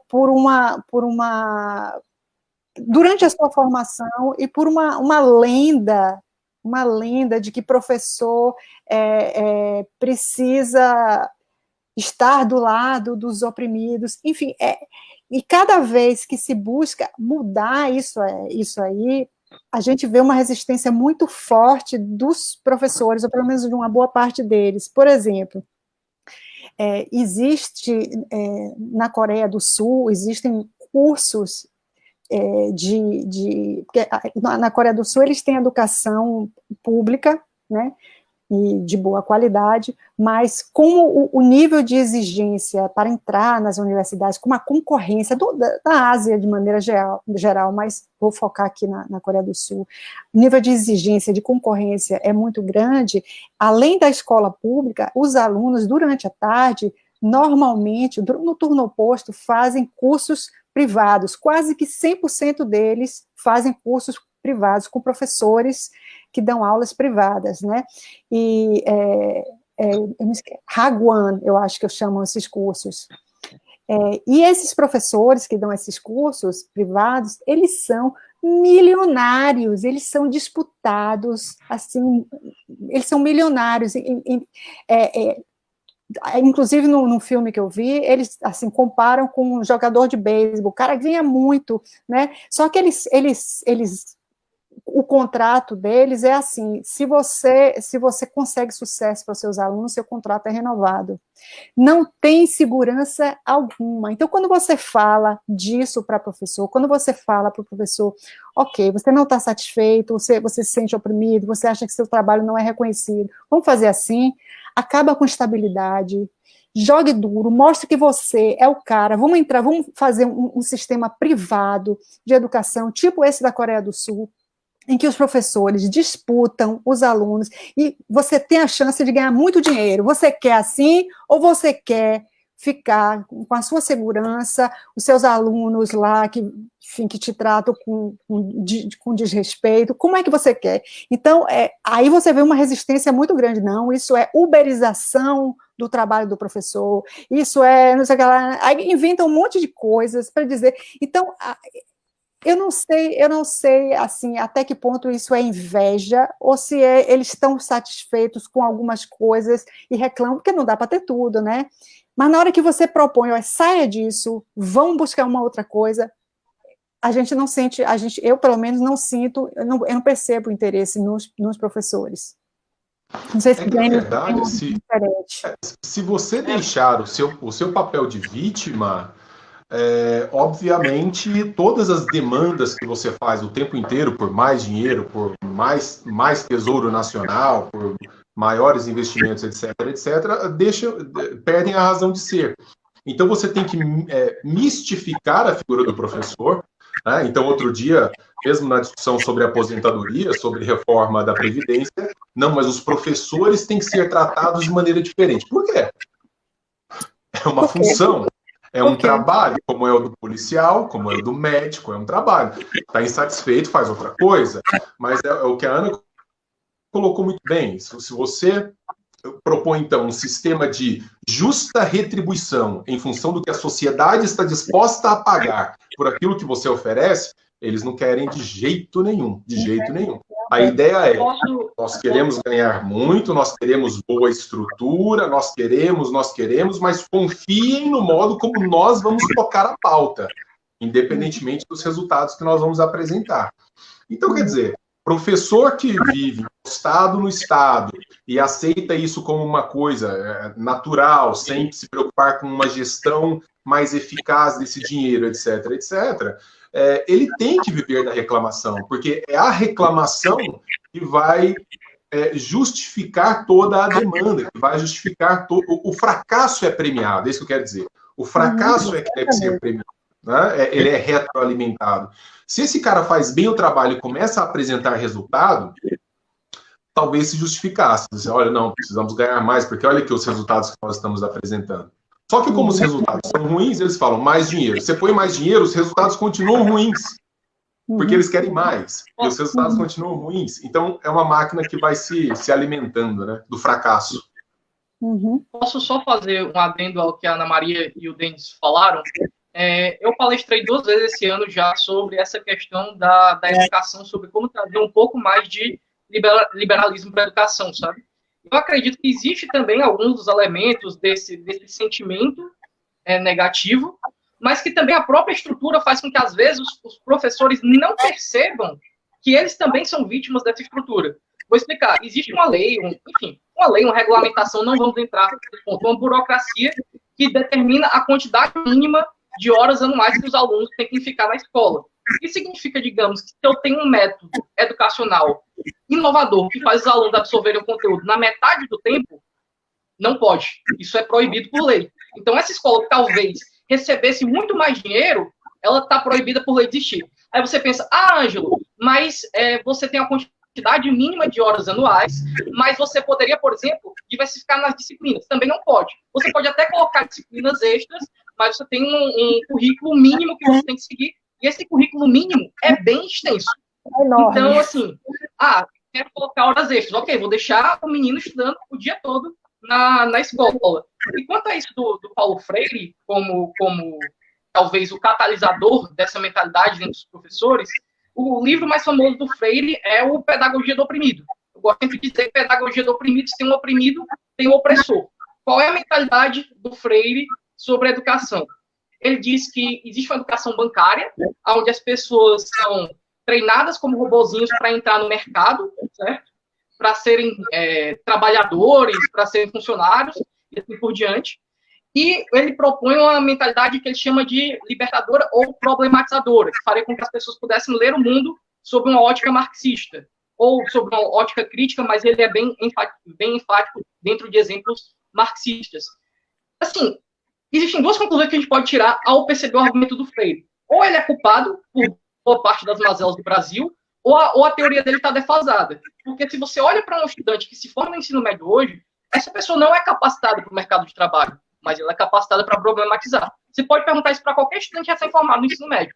Ele não está capacitado para, nem mesmo como funcionário, para trabalhar, mas ele está capacitado para ter essa visão crítica, digamos, sobre o mundo, que a gente sabe que não é uma crítica de livre pensamento, não é uma crítica de raciocínio crítico, é uma crítica tendenciosa aí. Então, ou o Paulo Freire conseguiu, ou, no mínimo, a teoria dele é irrelevante, porque esse problema da educação bancária, da educação para o mercado de trabalho, que ele trata como problema, eu acho que seria ótimo, é uma realidade que não existe no Brasil. Não existe. Verdade. Bom, eu vou ser um pouco generoso, sem dúvida a gente tem um problema específico de formação, até porque a gente sabe que é uma esfera de formação do pensamento, do imaginário, os professores estão envolvidos diretamente nisso. Então tem um problema específico de formação, mas o corporativismo é um mal que permeia a nossa sociedade em diversas esferas, não é só no setor dos professores. Esses socialistas, né, que o Matheus mencionou. E hoje é dia de eu tomar puxão de orelha. Letícia me deu outro puxão de orelha agora, dizendo que, na verdade, são 3 socialistas aqui, não 2, porque o Pedro Ângelo também é professor. Né? Peço minhas desculpas aí por tê-lo puxado para o lado do capitalismo. Né? Me desculpe. Cara, não sei se aceito as desculpas ou fico ofendido com a chamada de socialista, mas... E Letícia nos fala que temos 3 perguntinhas para encerrar. Eu acho que já pode mandar a próxima.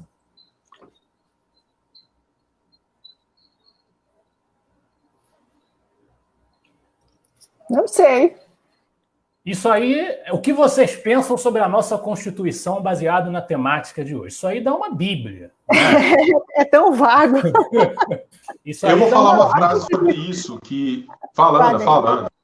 Não, eu ia dizer que a Constituição nos dá muitos direitos que só seriam possíveis de ser atendidos às custas do sacrifício de outros. Ou seja, segundo o que Hayek ensina, isso é tratar as pessoas não sob a mesma lei, né? Se uns têm privilégios, se a Constituição determina que alguns grupos merecem alguns privilégios, é porque outros têm que pagar, né? Então, à luz da temática de hoje, isso Hayek não aprovaria, porque a lei tem que ser a mesma para todos. Vá, Denis. Foi legal a pergunta do Tiago, porque ele me lembrou de uma distinção importantíssima, conceitual na filosofia hayekiana, que é entre lei e legislação. Quando nós falamos de lei e legislação, nós falamos de coisas diferentes. A lei, ela tem uma dimensão quase que atemporal. A lei, ela é anterior à legislação. A legislação, muitas vezes, é a concretização de vontades subjetivas, de grupos, que distorcem a natureza da lei, essa lei com L maiúsculo, né? Essa lei que pressupõe uma boa condição de liberdade para todos nós nos situarmos no decorrer das nossas vidas. Então, com base no que o Thiago perguntou... A justa conduta. É a justa conduta. Isso. Então, eu acho que a Constituição brasileira é a encarnação, por excelência, de tudo aquilo que é ruim e que nós encontramos no que Hayek vai chamar de legislação, exatamente, como essa manifestação positivada de vontades de partes e não da lei que deveria coordenar as nossas ações, respeitada, obviamente, a ordem espontânea da nossa existência.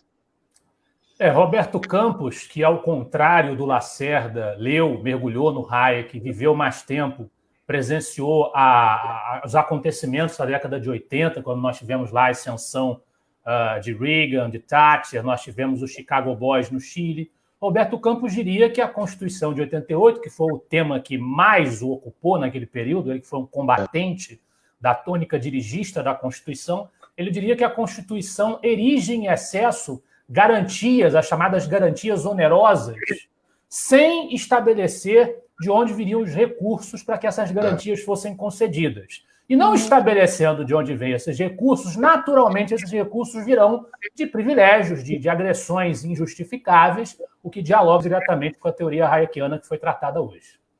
Alguém há de me lembrar uma passagem hilária de um comentário dele, que parece que quando a Constituição estava saindo da gráfica, ele falou, nossa, mas parece uma lista telefônica, né? Quer dizer, é uma coisa completamente inchada, completamente sem sentido. E tem uma frase aqui na quarta capa do nosso livro, exatamente em homenagem ao Roberto Campos, o livro que hoje inspira o debate, que é "Perdi muito tempo, devia ter lido só Hayek". É uma frase do Roberto Campos. Próxima pergunta. Elber Lessa. Se no norte europeu já são tão igualitários como alguns soças dizem, e isso é condição para a competitividade, por que tanta relutância em encerrar o welfare? Admissão de que desigualdade é igual a natural? Eu não entendi o que ele quer dizer com o fato de ser igualitário é condição para a competitividade. Não, ao contrário, não vejo relação. Não sei se eu não entendi a sua pergunta. Você diz assim, que os sócios dizem que ser igualitário é condição para ser competitivo? Ah, sim, aquela condição de base para ser competitivo, quer dizer, que você coloca todos numa condição de base para ser competitivo. Igualdade de oportunidade. Sim. Então, por que não encerrar, já que todos já são iguais? Essa é a pergunta? Por que relutar em encerrar o welfare? Já que todos já são iguais? Acho que é uma boa interpretação. Não sei.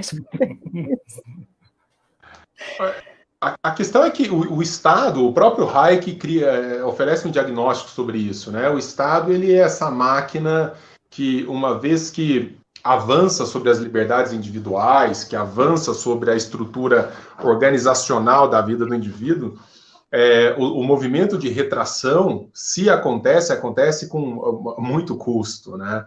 Então, um dos grandes problemas, quando nós pedimos, muitas vezes, intervenção emergencial do Estado, hoje alguém me fez uma pergunta assim, né, desse sentido no meu story lá no Instagram, falei, professor, mas diante dessa situação é justo que o Estado intervenha mais? Alguém falou até intervenção militar. Olha, o grande problema é o seguinte, na verdade você está trocando o dono da coleira, né? Quando na verdade a gente deveria estar discutindo nos livrarmos da coleira. Então, porque o Estado é isso, o Estado, uma vez que estabelece a pretexto de contrafavores uma presença maciça na vida do indivíduo, depois para ele se retirar, puxa, é um negócio estranho. Eu acompanho muito de perto o caso da França, mais do que até dos outros países norte-europeus. A França é inviável, né? No caso, a França se tornou um país completamente inviável, dada a disparidade entre os favores sociais que deseja oferecer e o que é capaz de gerar em termos de riqueza. Então, essas distorções são absurdas e é claro que daí advém uma crise. Você pode ver que o norte da Europa tem taxas baixíssimas de crescimento, o que indica, obviamente, num dado momento, que esse modelo vai cair por terra. Não tem como pagar essa fatura, não. Eu acredito que essa dificuldade em diminuir o Estado também tem a ver até com o fenômeno psicológico do universo de referências das pessoas. Quer dizer, esse crescimento do Estado aconteceu ao longo de várias gerações, certo? Mas algumas pessoas mais jovens, elas só conhecem formas de ter acesso a determinados serviços através do Estado. Então, para elas, quando você fala em tirar a intervenção do estatal, parece que você está tirando aquele elemento da vida dela, como se a iniciativa privada não fosse capaz de atendê-lo. Para o Estado crescer é fácil, porque ele dá uma promessa de algo que, pelo menos na embalagem, parece bom. Ele nunca explica o custo daquele algo. Mas para diminuir, principalmente para gerações mais jovens, é bem mais difícil, porque as pessoas já estão acostumadas com aquilo e elas não enxergam outras possibilidades. Eu vejo isso aqui no Brasil muito claro no fenômeno, por exemplo, sobre armamento civil. O pessoal mais jovem, que nunca viveu no Brasil onde havia armamento civil, ou que era muito novo, muito criança, acha que vai virar um pandemônio. Mas, normalmente, as pessoas mais velhas têm uma aceitação maior para essa pauta porque elas já viveram no Brasil onde era liberado armas e elas sabem que o mundo real que elas viviam naquela época não era esse pandemônio todo. Isso é uma passagem da exposição da Ana Maria, onde ela fala sobre essa questão de pessoalizar o mercado, ou, nesse caso, pessoalizar o Estado. Eu acredito que essa seja a forma mais rudimentar de interpretar fenômenos sociais complexos ou fenômenos complexos. O Jordan Peterson até fala que, por exemplo, antigamente que eu falo na pré-história, o surgimento de deuses animistas, o deus do raio, o deus da chuva, era pelo fato de que as pessoas não sabiam interpretar esses fenômenos que são aleatórios, que fogem ao controle delas, então elas buscavam uma explicação pessoalizada. Se caiu um raio na minha casa, é porque eu irritei esse deus. Então, da mesma forma, essa ideia de o Estado é bonzinho ou malvadão. Quer dizer, o Estado estruturalmente tem o seu caráter opressivo e tem o seu caráter de dilapidar o patrimônio das pessoas. Essa ideia de que o Estado em si, ou que o mercado em si, são bons ou maus, certo? Essa ideia de que, se eu estou com problemas financeiros, isso não é culpa minha, isso não é culpa até mesmo de indivíduos pessoais que podem, sei lá, ter me dado um golpe, mas isso é culpa da própria dinâmica do capitalismo. Como se o capitalismo em si mesmo fosse uma pessoa. E aí eu queria até responder uma das perguntas que a Ana Maria levantou, do dilema de como explicar essa amoralidade do mercado para o jovem sem fazer o mercado parecer uma coisa ruim. Eu gosto, assim, uma resposta que eu daria seria dizer, você pode explicar que você... Não, claro, a pergunta do Hayek, mas que foi levantada na tua exposição. Como explicar essa amoralidade do mercado a partir para o jovem sem fazer que o Estado pareça mal. É simples. Imagina que você tem que construir uma casa, certo? Você precisa se esforçar para isso. Pode ser que caia um raio nessa casa. Você não tem o que fazer. Às vezes, algo acontece que foge completamente ao teu controle. Você não tem o que fazer sobre esses fenômenos. Mas isso não deve ser um motivo para que você deixe de se esforçar e deixe de tentar construir.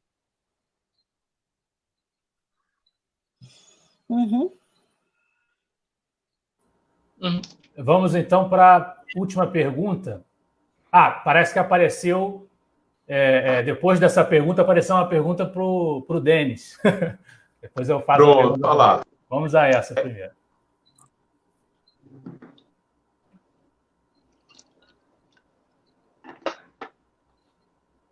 Quer que eu diga? Alguns autores libertários levam a ideia de limitação do conhecimento de Hayek para argumentar que nenhum poder central deveria existir.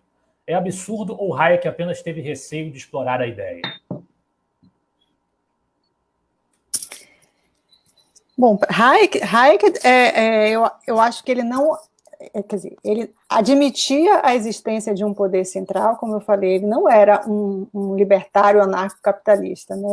Ele admitia que o Estado tinha o dever de manter a ordem, por exemplo, e de prover para os mais vulneráveis, né? E agora, o porquê de ele não ter levado adiante o raciocínio dele, de que já que não há um conhecimento de todos, desse modo, eu não saberia dizer, eu não sou tão entendida em Hayek para saber por que ele não foi adiante, por que ele não, já que o conhecimento está disperso, por que não admitir a hipótese? Eu acho que essa é a pergunta, por que não admitir a hipótese simplesmente de abolir um poder central? Eu não sei por quê. Eu sei que ele admitia, agora, por que ele não foi adiante nesse raciocínio, eu não sei dizer. Quer falar, Lucas? Quer falar, Pedro? Eu falo. Pode falar. Na verdade, eu acho que existe uma dimensão importante em Hayek, que mais do que qualquer outro, talvez mais do que qualquer outro autor da escola austríaca, Hayek tenha entendido a necessidade de abordar os problemas de natureza filosófica.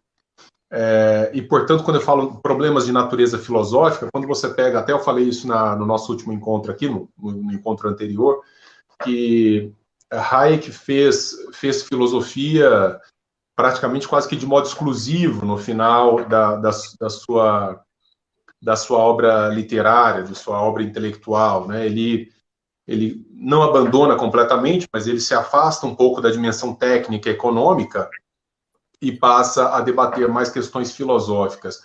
Eu responderia isso apontando para uma leitura pragmática de realidade. Hayek tinha uma visão histórica interessante, quer dizer, ele entendia a dinâmica histórica da composição das sociedades, dos pressupostos necessários para a nossa existência, e certamente teve dificuldades em avançar para além do que ele conseguia enxergar como uma possibilidade concreta de reação do homem diante da sua história, ou seja, de que nós estamos falando de um mal menor, nós estamos falando daquilo que é possível dentro de uma organização social.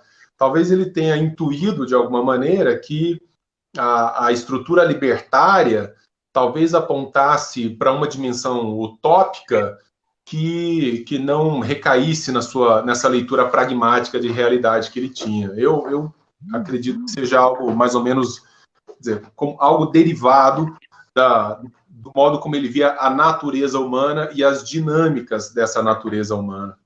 Uhum.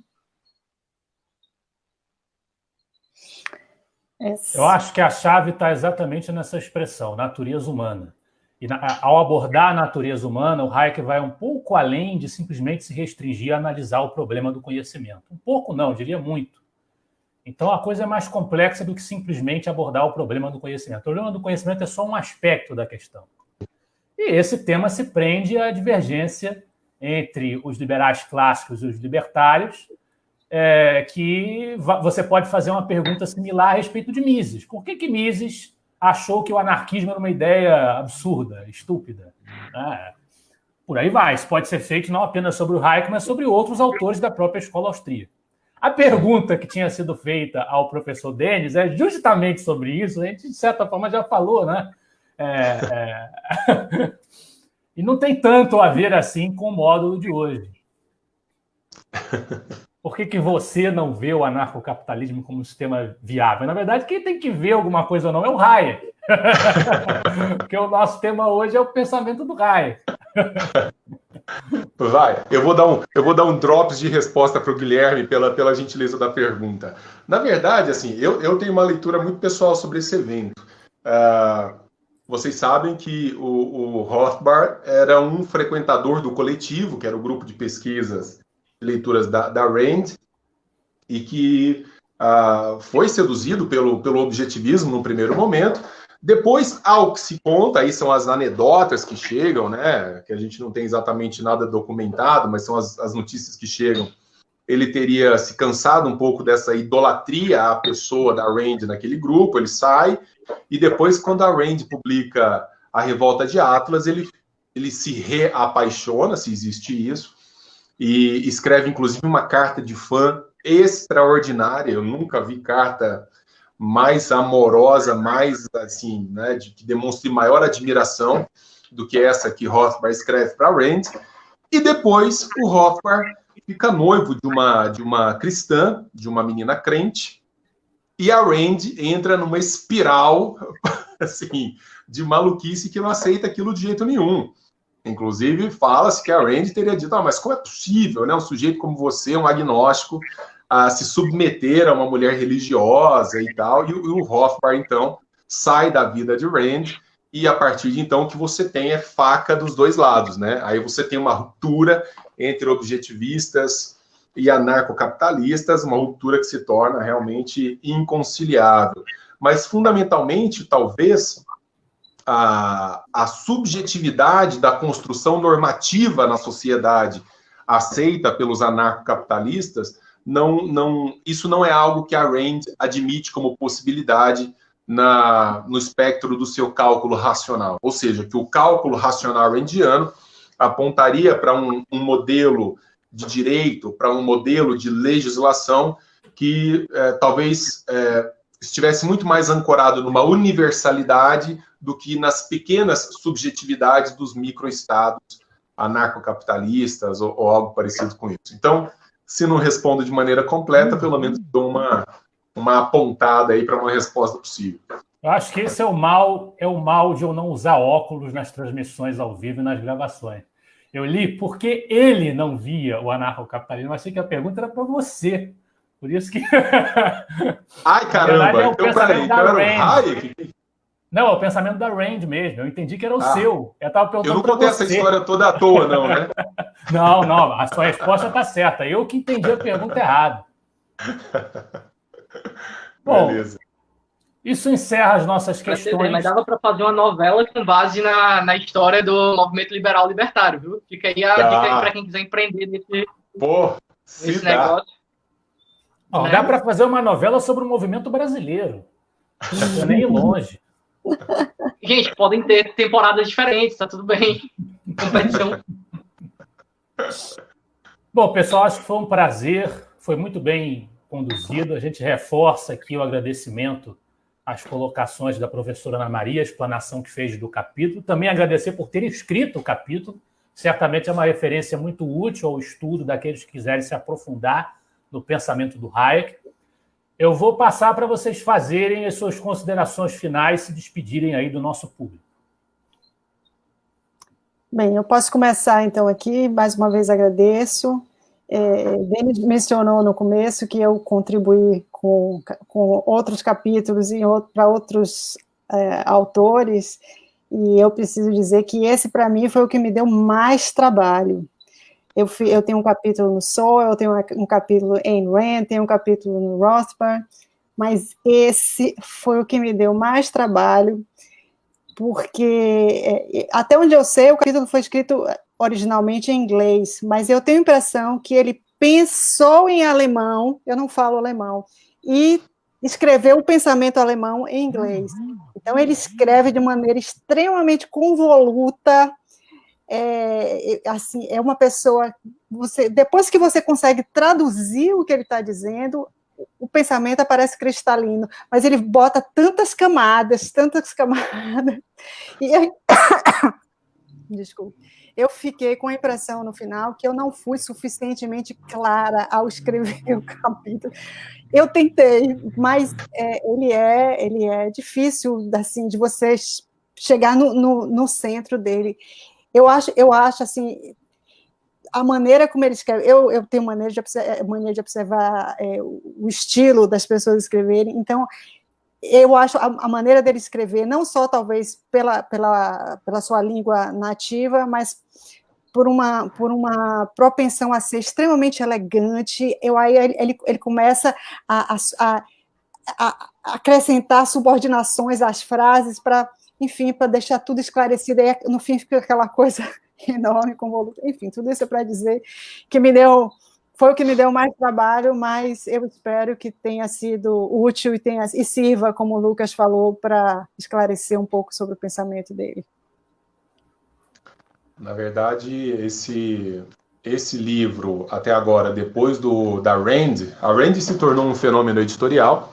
A Rand é um fenômeno editorial desde sempre, né? Vende dezenas de milhões de livros todos os anos, e não foi diferente com a coleção, quer dizer, a gente ainda não vendeu dezenas de milhões, mas dentro da coleção foi o livro que mais vendeu. O Hayek vem logo depois, assim, esse livro ficou muito bom. Quem quiser ter uma compreensão sistemática do pensamento hayekiano vai encontrar nesse livro material para isso, e a despeito da modéstia da Ana Maria escreve sempre muito bem, tem uma capacidade extraordinária para vocês viram aí, né, de sistematizar argumentos difíceis, e fica o convite para que vocês conheçam a obra também. Ana, muito obrigado por ter falado para a gente, foi um baita prazer. Obrigado, Lucas, Pedro, quem está nos ouvindo aí também. Muito obrigado. Queria agradecer a todo mundo, quem está acompanhando na transmissão, e principalmente também a vocês três. Lucas e Ana Maria, foi um prazer conhecer vocês. Professor Denis, é sempre um prazer te reencontrar. Foi um prazer conhecer a Ana Maria, inclusive através dos seus escritos muito bons, e trazendo a profundidade das discussões do Hayek, que são discussões fundamentais.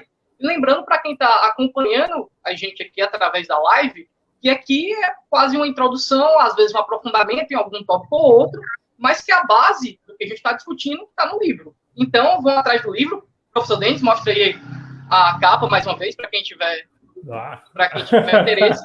Olha aí, todo mundo com seus livros físicos. Infelizmente, a quarentena não me permitiu o livro físico, só o PDF. Mas, muito obrigado a todo mundo, gente, e continuem se aprofundando, continuem se formando como liberais. A gente nunca sabe tudo, a gente sempre precisa buscar cada vez mais e mais conhecimento. Bom, eu agradeço também a todos aqueles que acompanharam, relembrando que o certificado de presença será dado mediante a resposta a um questionário simples que vai ser enviado ao final do mês, depois dos 3 encontros. Eu encerro ressaltando do que a professora Ana falou e também um pouco do que foi comentado no encontro anterior, além da elegância, a generosidade que o Hayek tinha com os seus adversários, né? Basta ver como foi a relação dele com Keynes. Foi uma relação de rivalidade intensa, mas, ao mesmo tempo, de uma profunda amizade, um profundo respeito. Então, eu ressalto isso do temperamento dele, que talvez tenha muito a nos ensinar nos dias que correm.